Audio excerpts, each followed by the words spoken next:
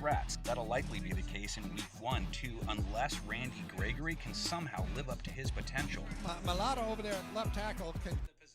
The Dallas Cowboys hit the road for Week 1 off to Tampa Bay to take on the Super Bowl champ Buccaneers. The Bucs offense still being run by that number 12 guy. He's looking to start 2021 playing the way he finished 2020. That's all we wanted. That's what we wanted. That's all we wanted. We're going to do it again. The Bucs passing offense will test Dallas's new look secondary. The Cowboys have lots of new faces that will make their debuts on D this week. Intercepted! Picked off by Malik Hooker. He is being erased by the hard-hitting safety, Keanu Neal. There will be plenty of Cowboys rookies mixed in too as they try to improve on a pass defense that didn't fare well last year. Hey! Nico!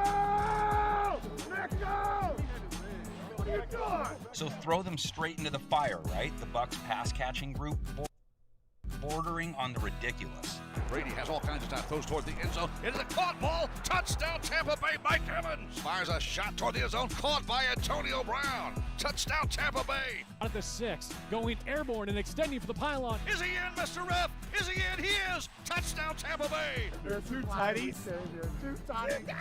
I was saving them for the Super Bowl. You did it all. Call it out, baby.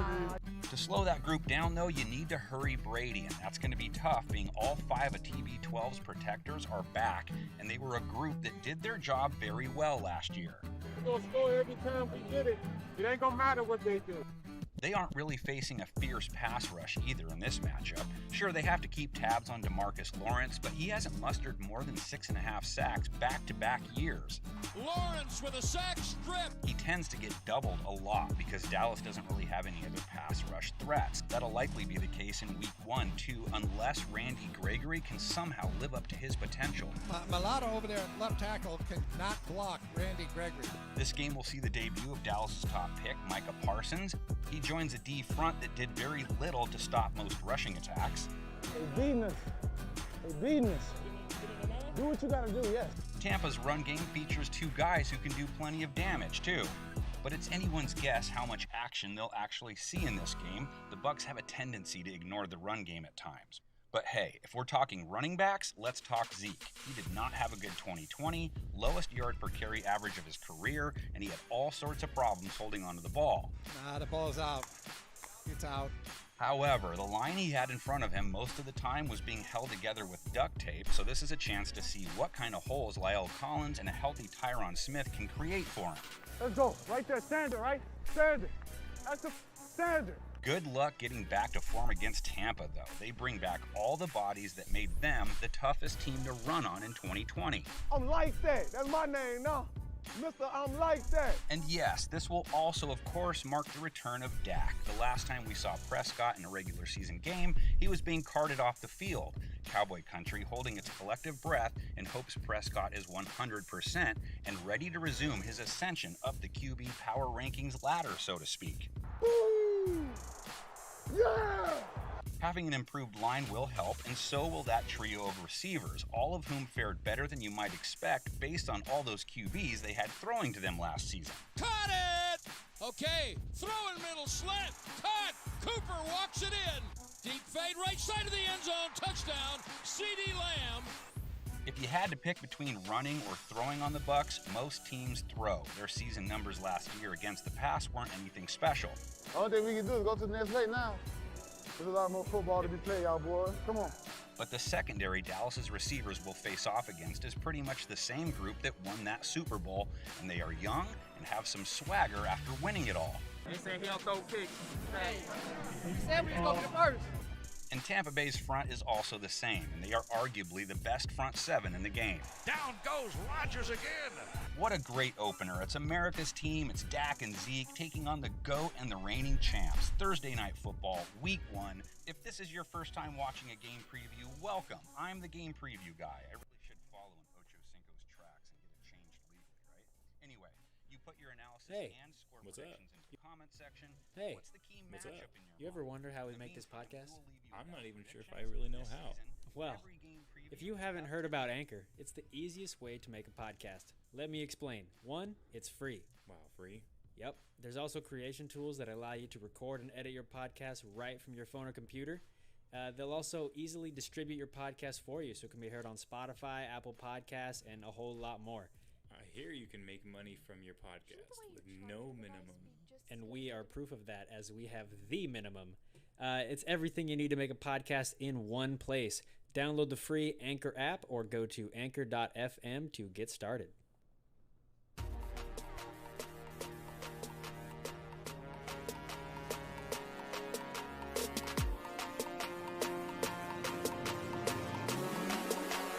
Welcome to the ESFFL podcast.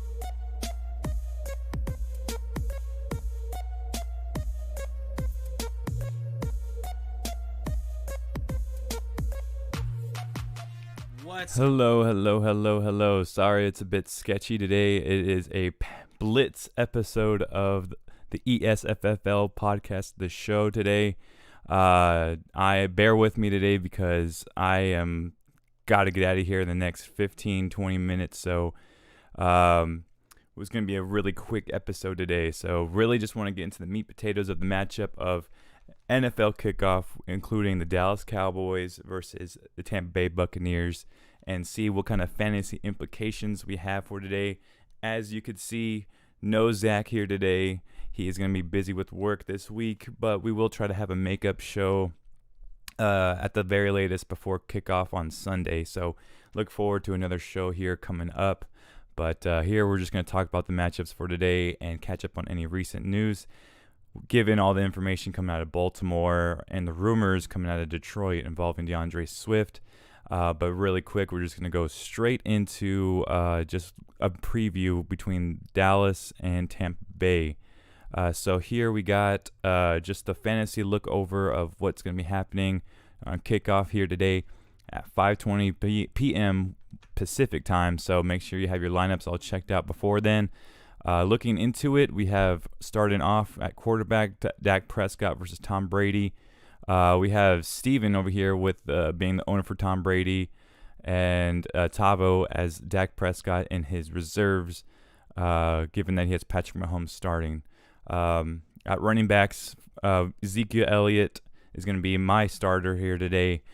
Pretty nervous given that the loss of Zach Martin here due to COVID. I was hoping he'd be potentially able to make it back in there. But, as a first rounder, he's going to have to get that start, and that's just how the way it's going to go for today. Leonard Fournette on Zach's team here. I don't see him starting him, but if he does, I like it. It's the backfield for Tampa Bay is pretty iffy for me. Also, you see here Ronald Jones and Tony Pollard. Some potential flex positions here. I do like Tony Pollard over Ronald Jones. Just week one. Scratch that. I actually do like Jones here because, man, Ronald Jones was on a tear all the way up until about the playoffs last year. I mean, I think he was a top 15 running back over the course of the year, at least in a half PPR format, and absolutely destroyed it. I was a big fan of him and was a big believer in Fournette prior to him being traded over to Tampa. So it's going to be interesting to see how that backfield resolves. Looking more into the wide receiver action, we have a plethora of wide receivers here. We got Amari Cooper starting it off, and that's going to be for Tavo. Chris Godwin working with Steven as well. And between those two, I think Chris Godwin is still dealing with somewhat of a hamstring injury or a leg injury. I see him being somewhat limited. He could have his time there. I know the opportunities are going to be there. I want to say Trayvon Diggs is going to be covering Godwin, if not Mike Evans, for the most part of the game. If not, it's going to be Jordan Lewis, who are two decent cornerbacks who I think have been studying these guys for a little while and kind of know how they kind of go. But Tom Brady's a tactician and within himself. Bruce Arians is, he has the scheme for Brady to let it loose here. So we'll see what that looks like. I do like Amari Cooper and Godwin to start in your lineups. Of course, CeeDee Lamb and Mike Evans as well. Two high picks here. Between the two, I do like CeeDee Lamb over Mike Evans today. I just think CeeDee Lamb is on a potential breakout here to be a top 5 wide receiver. Mike Evans still floating around that top 15, top 10 area where he could be kind of in the shadows of Godwin and Antonio Brown here more so. Still a potential 1,000-yard receiver I have for him and CeeDee Lamb. Michael Gallup, though, is still on the back burner for receivers in Dallas because I do think Zeke is going to get a good portion of receptions here now. I would think they really want to get the ball out of Dak's hands here early, and whether that's a quick option out to CeeDee Lamb or just a dump off to Zeke Elliott, I could see it kind of just being some quick options, especially with Zach Martin not being in there. I think the precedent here is to just make sure Dak Prescott is safe and secure and comfortable in his Week 1 debut. So look for a lot less of Michael Gallup, more so CeeDee Lamb. Could even see a lot of, oh my gosh, who's our tight end? We'll find out right now. Blake Jarwin, who was coming back off of a big injury last year early. So look for him in that aspect. But cannot go without talking about Antonio Brown running it with swoosh this year. It's a great pickup. I do like Antonio Brown later in the season. Early in the season, it's going to be kind of iffy. I know he was dealing with a little bit of leg issues. I do see him coming back from that and probably having a good couple plays drawn up for him throughout the game that Tom Brady, I'm sure, is all over. So look for a couple plays to be drawn up for him to get open and do what he does best, and that's move around in an open spot in the field. So a lot of receiving options here going into the game. Also, we have at tight end Rob Gronkowski, which is to me has been a 50-50 ball. The potential's there, but it's a lot of mouths to feed, and Tom Brady isn't going to be throwing over 50 passes or 50 attempts. I'm going to say Gronk has a lot of potential in the red zone. They do like to go big in that area. And he's still very capable. I know he's kind of older, but still very, very capable, especially early on in the season where he's fully healthy, fully comfortable. It just depends on who's going to be covering him, and I don't think we have the linebackers to do it. I just don't know if they're going to be they're still pretty green still. I mean, all first rounds of the past 4 years, so still pretty early. I like Jalen Smith to be covering him when possible. They do like to pick at Jalen Smith as previous years, but the fact that we've got Micah Parsons to help cover that, I am very interested to see what that's going to look like. Speaking of defenses, Tampa Bay defense is probably the most coveted defense this year. Was definitely my number one defense going into this year, and I think they are going to be on a tear. But going up against a Dallas offense is not going to be – it actually will be the barometer of what this team's going to look like early on, because it did take some time last year for them to develop. This year, I think they are the entirely same squad, just now with a year of experience and a championship underneath their belt. So I do expect this to be a very tough front line, even stronger middle linebacker core. Now that they got Reggie White back, I want to say. Or is it Bush? Devin Bush. I can't remember. I think he's with the Steelers. Anyway, they're just a super solid defense and very terrifying. I mean, it's going to be hard for Dallas to put up more than 3 touchdowns on this team. So I'm hoping our defense is able to keep them within 3-4 scores. I do see this going in favor of Tampa Bay. I'm just hoping it's not anything more than 2 touchdowns. So we'll see how that goes. Dallas D is going to be a step above from the bullshit that Mike Nolan had going on last year. That was the worst experiment I've ever seen, and probably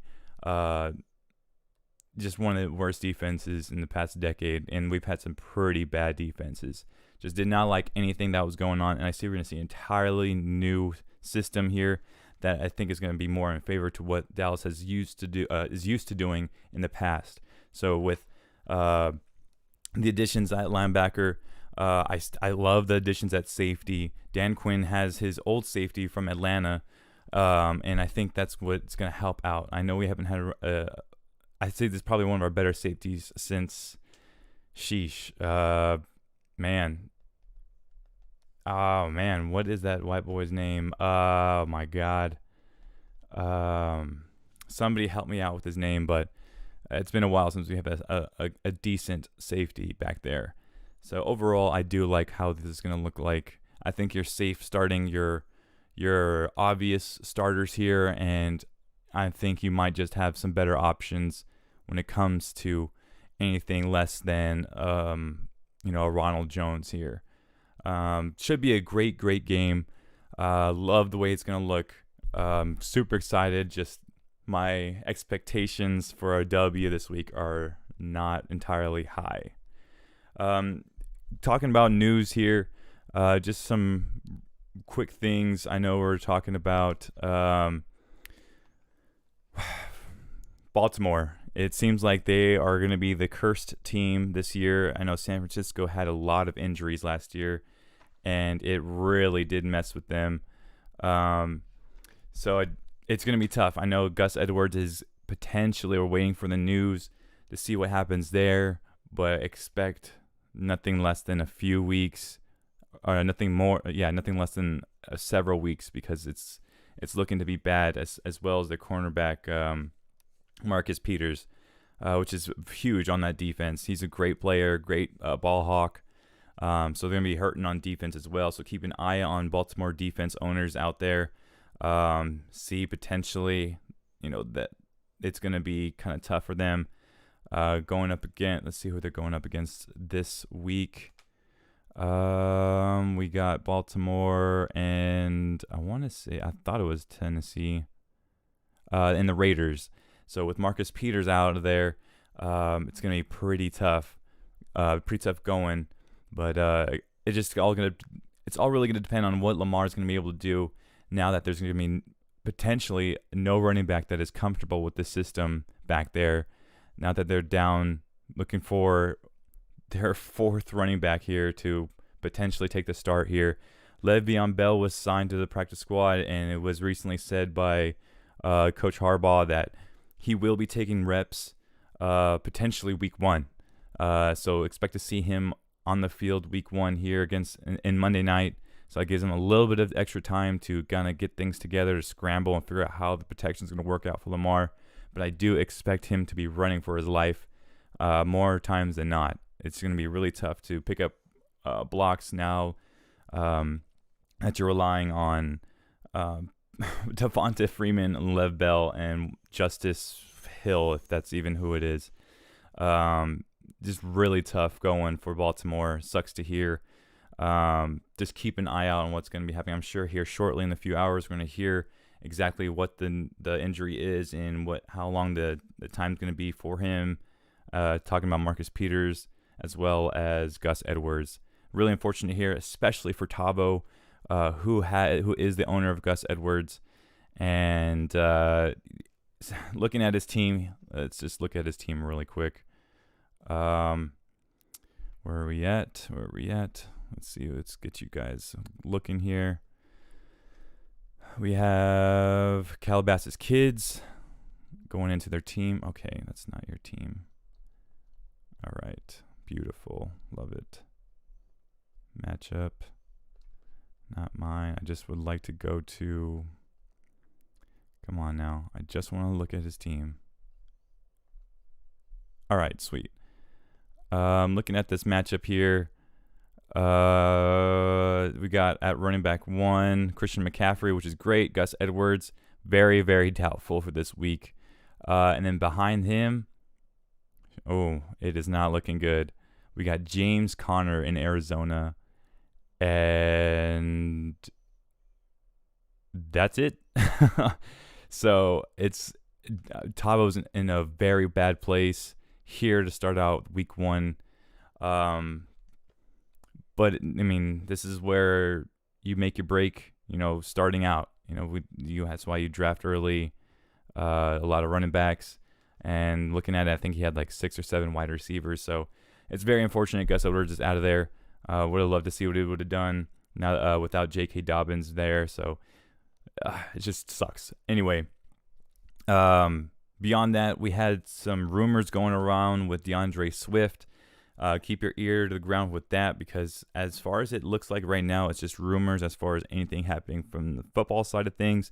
but there was a tip-in email that was sent to Philadelphia PD about a homicide that had occurred around July 4th time frame, and they're saying that J.K. Dobbins was potentially the culprit in that, as well as they did say that it was a potential self-defense situation, given that it was a potential robbery in effect. So just kind of keep your ear to the ground with that.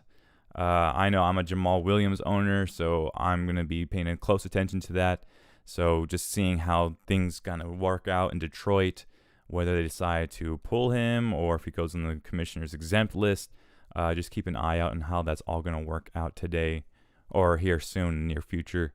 As far as news goes, I think that's about it as well. Oh, one other thing that we had pop off today was TJ Watt's huge monster contract here. I mean, when I say monster, I mean the highest paid defensive player in NFL history. I want to say it was about $114 million going on. 114 mil for the next 4 years. And I mean, let's say 112 mil over 4 years. And I mean, that's insane. I stayed away from the Steelers defense just because I wasn't sure what was going to happen to TJ Watt. He was holding out. I wasn't sure he was going to be there week 1. And now they have the highest paid defensive player in history. So congrats to you Steelers owners. They're looking to be dumb hyped out there with their leader out there on the line. So good job for TJ and the Steelers. Let's see how it goes for their defense. One other quick thing is to keep an eye out is Austin Eckler. He has had a lot of news going around his health and his hamstring, which it's looking like as of today he was pulled off to the side again, and it's not looking great for his start here for week 1. So all you Austin Eckler owners out there, just trying to keep an eye out and see what else is back there. I think Kelly, is he even still there in that backfield anymore? I don't know. Shit, man. Just, I don't know. Keenan Allen, look out for him to go off. Beyond that, maybe Mike Williams. Like, look for Herbert to throw the ball a lot. As far as news goes, that's going to be it. My prediction in this game, as far as the Cowboys-Bucks game, give me Cowboys 24, Buccaneers fucking 35. It's not going to be good. This Bucks team is ready to win a Super Bowl tomorrow or today. So we'll see. I did watch all the Hard Knocks and it was pretty fucking exciting. But that's all it was exciting. The reality of things is Buccaneers are ready today to win a Super Bowl. Cowboys are getting there. So week 1, I just want to see a good game, especially out of Zeke. But just to see good ball, see Dak moving around healthy, and I just want to see a coherent defense most of all. So we'll see how things go. I'm going to have to run and get out of here. I know it was a quick little blitz episode, but I'm glad to see you guys here again. Enjoy this episode, and hopefully, again, we will come back at you with something else here before the end of the week. If not, we'll see you next week, and y'all enjoy the game. Enjoy the kickoff.